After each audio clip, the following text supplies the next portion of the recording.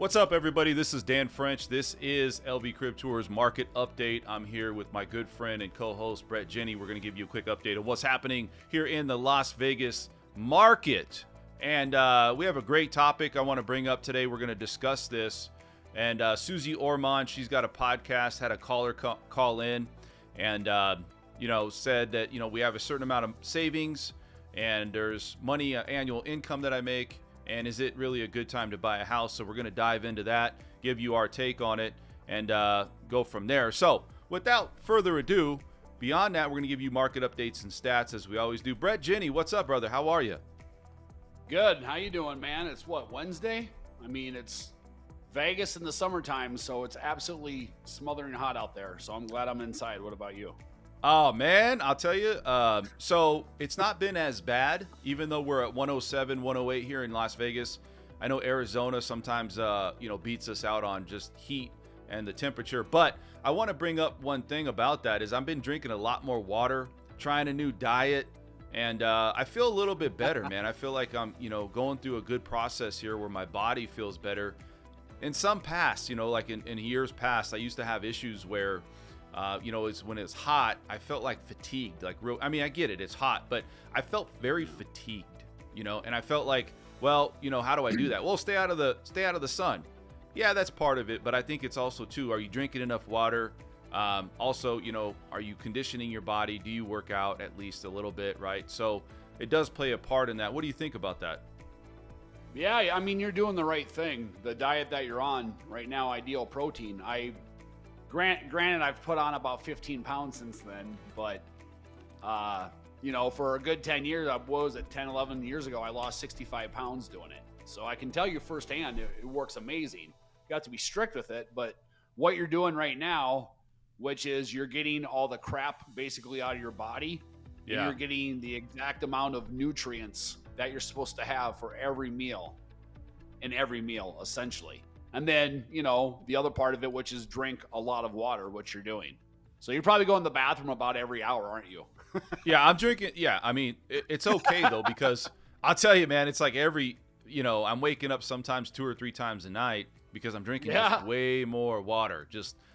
So it's good. I think a lot of people don't know how much water they need to drink. But other than that, I've been on this diet trying to, everybody's like, you get to a certain point and it's more about fine tuning. I think I'm doing this diet just to kind of lose that last extra bit of weight, or I wouldn't say weight, I would say fat, because that's what you compare it to, correct?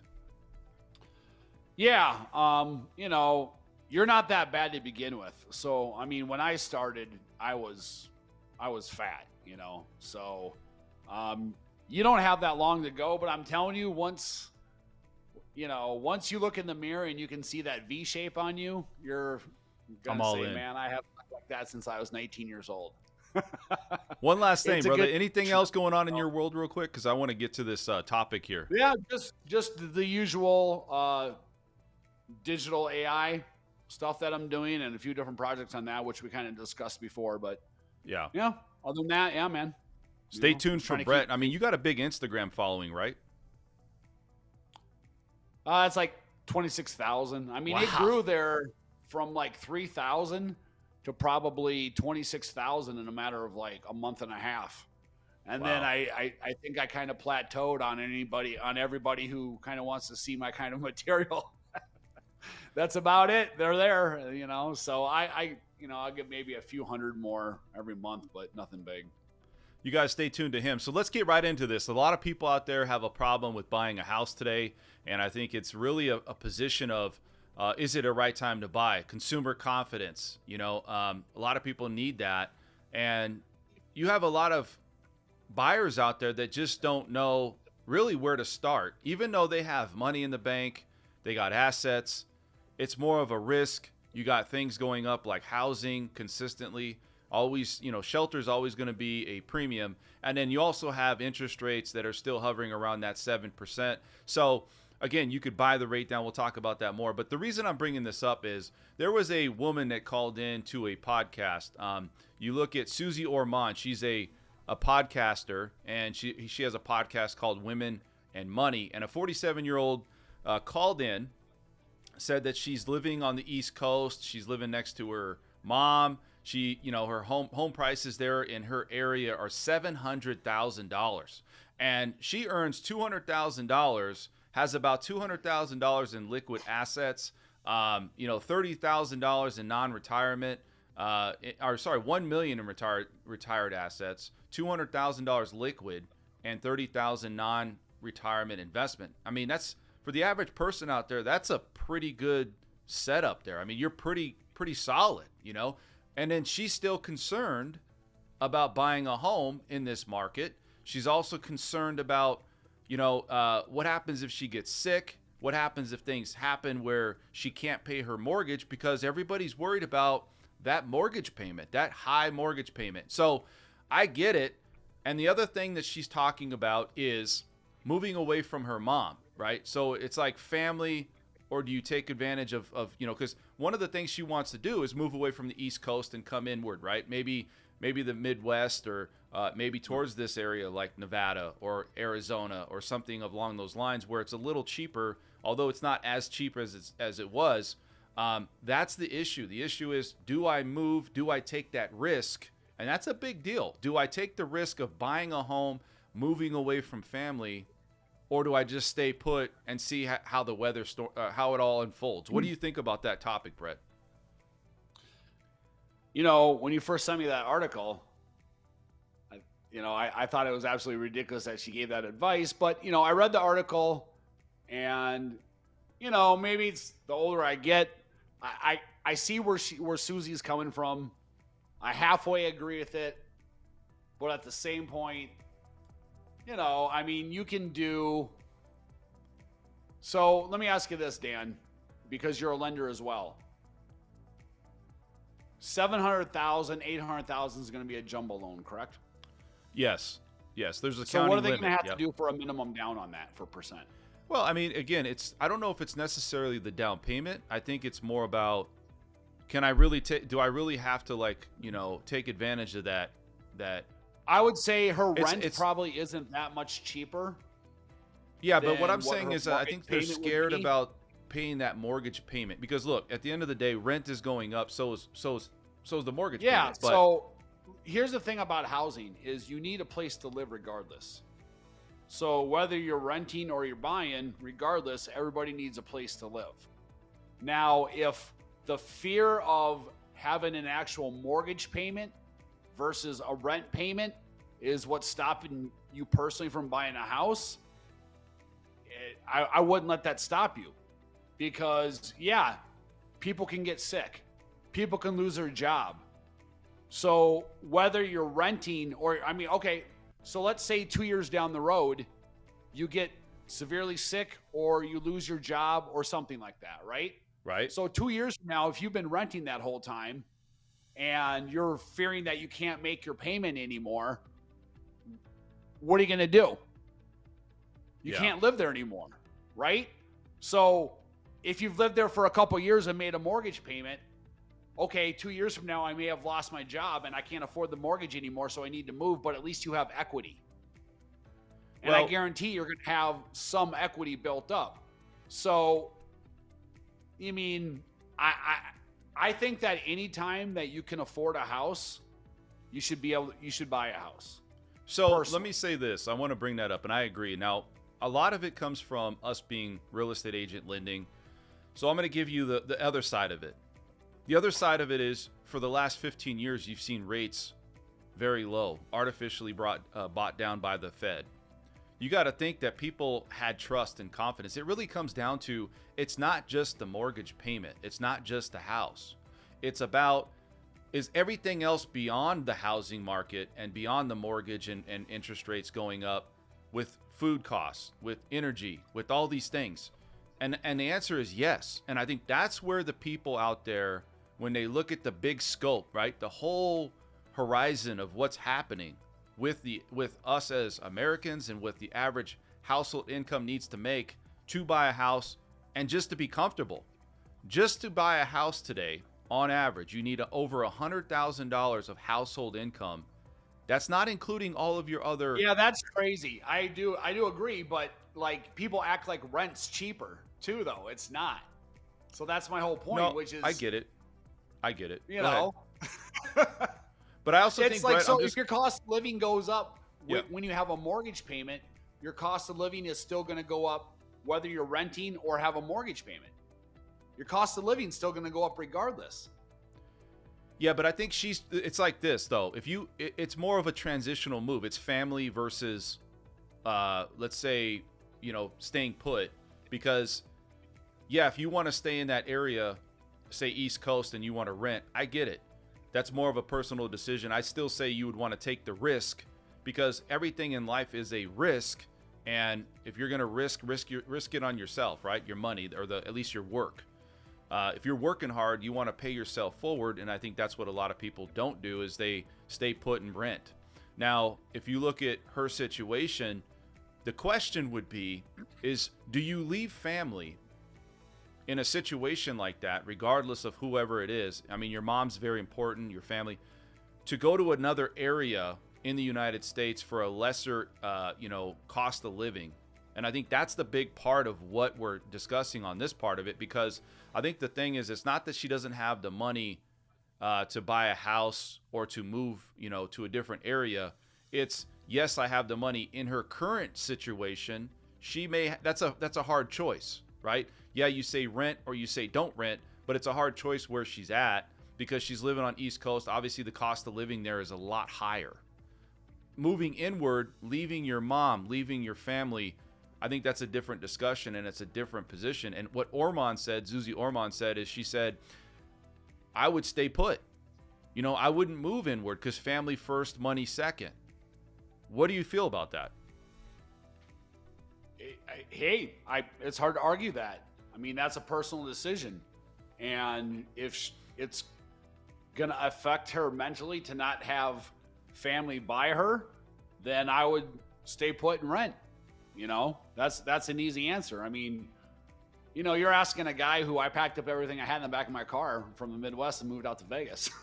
Yeah. So I obviously have a problem being away from my family, But I think it comes down to you. She has a choice. Maybe, did you have that same choice? I mean, I don't know what your situation was, but she has a choice that she's saved money. She's in a good position. A lot of times people move to another position or state, not just to better their situation, but they're leaving something behind. They want a better opportunity. Maybe they're looking for a better opportunity with jobs. That's why I moved here. I just wanted a better opportunity. So if she, I mean, it sounds to me like she's making a pretty good living, and $1 million in savings from retirement. I mean, that's all good stuff.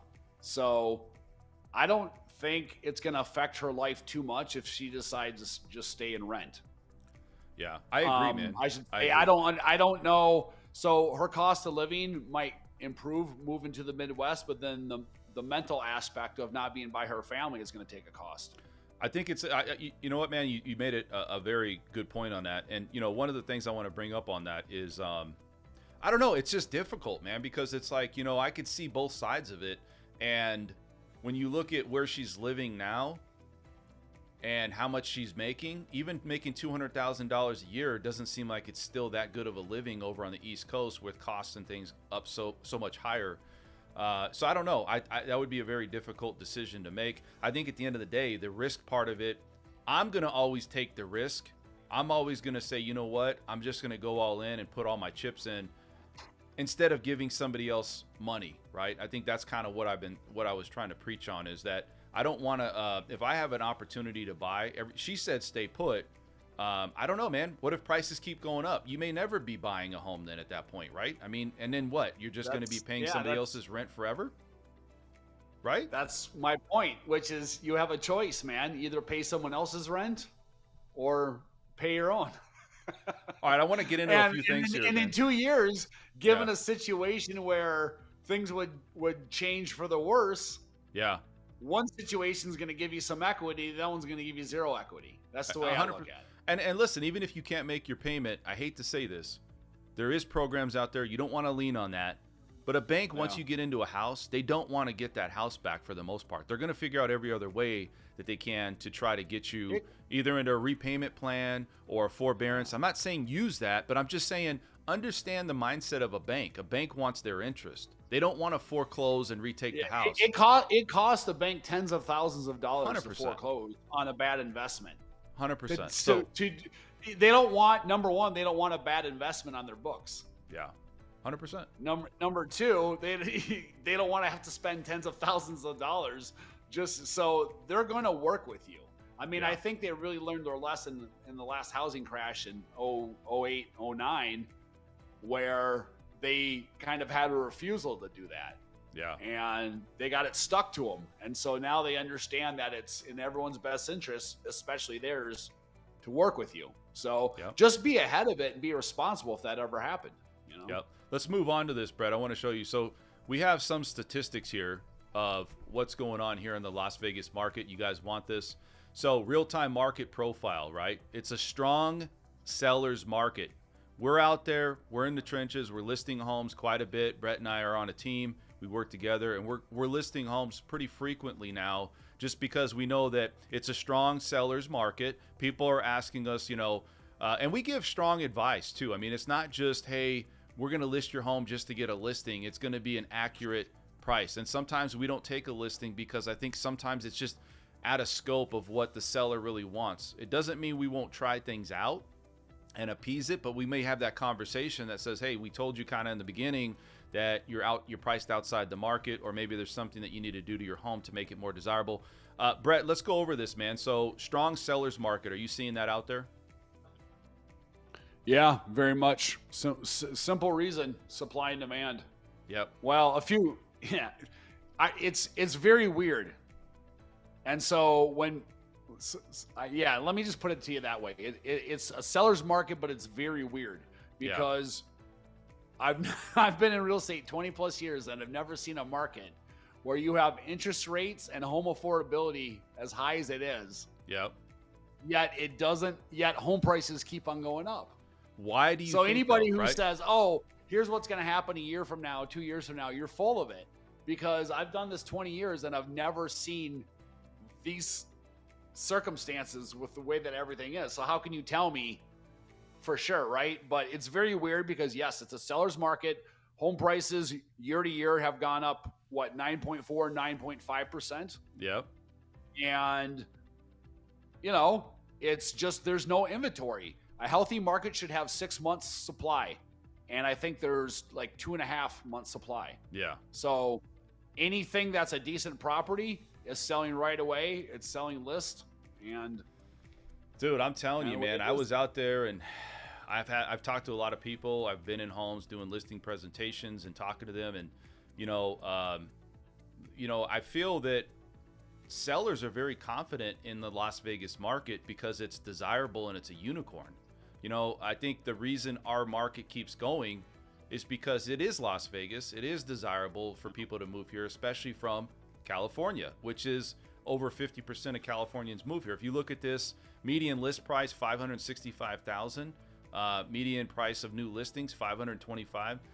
Obviously, we have an average median price for just a single family residence, which I think the last time I looked was about $465,000, $470,000. But again, days on the market, price increases. You can see all this market action. I think to go back with what you're saying, Brett, is that you thought there would be a big drop off, and there hasn't been. It's actually been the opposite. It's created somewhat of a frenzy. You have Californians leaving in mass amounts because of all the things that's going on there with the taxes and the changes and the laws.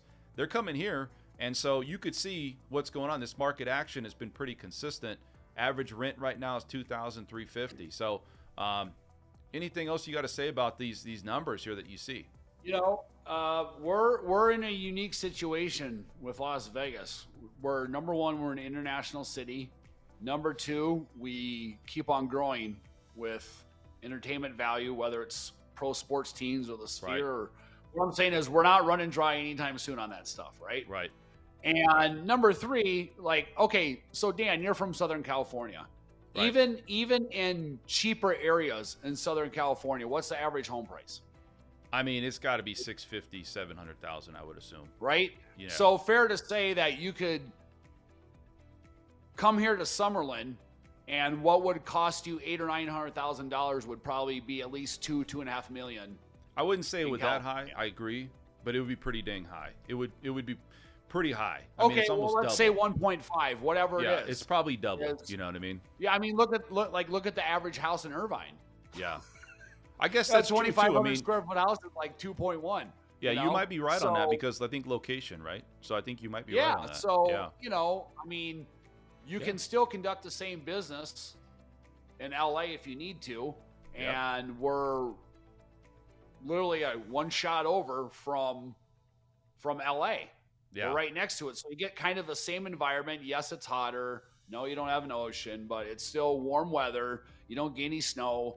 Believe me, just like in the Midwest with snow, whether in Minnesota, Wisconsin, or Ohio, it doesn't matter. It's all the same, So, and the cost of living is so much cheaper. No state income tax. So just think about the amount of people and numbers that live in Southern California. Even if a small percentage of that, combined with our thriving economy and what we have going, meet together, and then you simply have no homes on the market, they can come here and they can sell their house for $2 million, come here, buy $1 million with 30-40% down, if not cash, and still have plenty left over and continue on their life that it was before.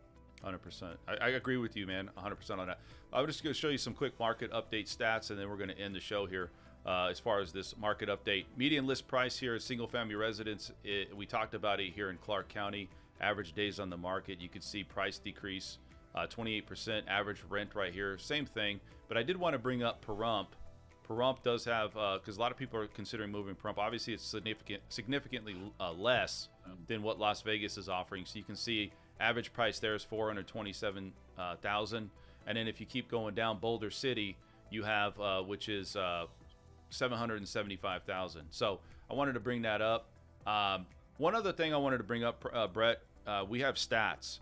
So I wanted to bring up stats here from Simply Vegas, and we're going to end the show on that. So if you guys missed anything, we're going to go ahead and end that. Do you have anything else you want to say on this quick market update that we're doing weekly now? No. I mean, we pretty much covered everything. Give our thoughts, so. All right, man. Well, seller's market. I mean, if you're on the fence about selling right now, or you're in a situation that's, I understand if you don't want to sell right now. It doesn't make sense. Yeah. In a lot of ways. And I would never advise someone who just wants to do it. I would say, okay, well, other than you just want to give me some money, which I'll take. Yeah. Why would you do that, right? Yeah. But if you're in a family situation or a job situation or something where you need to sell, it's to your advantage right now. Give us a call, let us stop by, meet you, take a look at your house. But, it's definitely a seller's terms right now. So you guys, thank you so much. We're going to give you these stats, so stay tuned. It's going to be just a few minutes on these stats here. And then go to danfrenchrealty.com. Check us out there. And if you guys have any questions, you can always reach out to me directly or Brett. And we'll see you guys at the next market update. We're out of here.